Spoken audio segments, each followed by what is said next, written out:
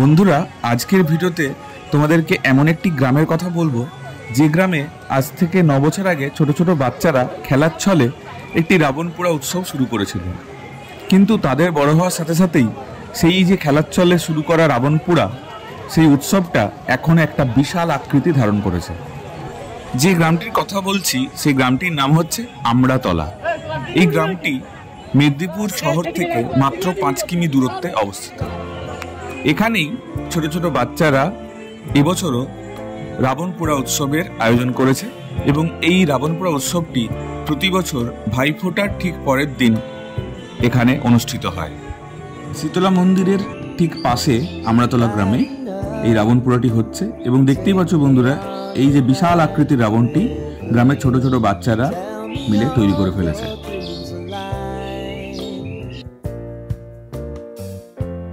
Sign me up and tell me about the people that you know who are trying to feel alive.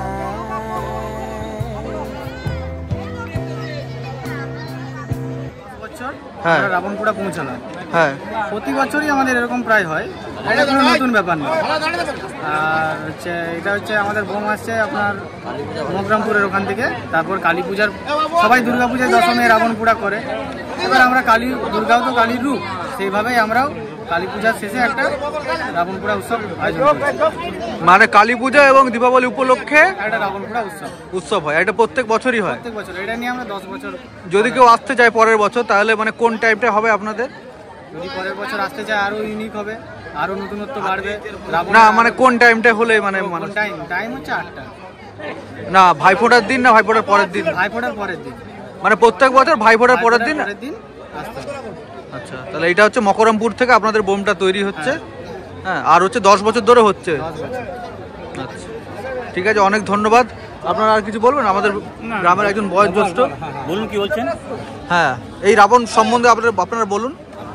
Ravan এই ছেলেরা যখন 5-6-এ পড়ে ওইখানে যখন বানাচ্ছে, রাবণটা তৈরি করছে, তখন ছোট ছিল।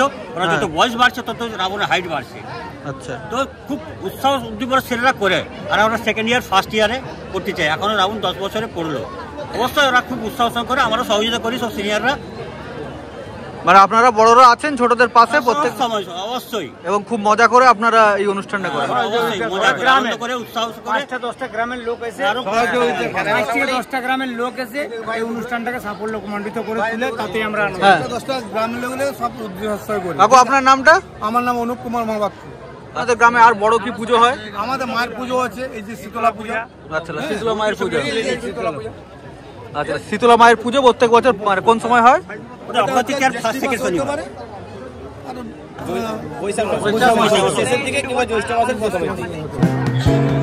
Life can get hard, so honey, if you need to cry, just come share my pillow and rain, rain, go away.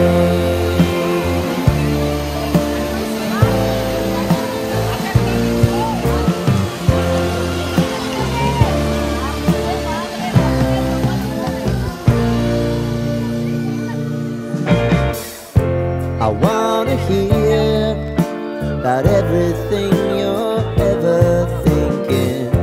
You know that I can take the truth. Call me out if you think I'm never slipping. Maybe I can turn it around. Oh yeah. Baby, if you want us, you know time is on our side. If things are gonna haunt us, we'll just have to put aside. And I'm right here if you just need to cry. Come love, share my pillow and rain, rain, go away.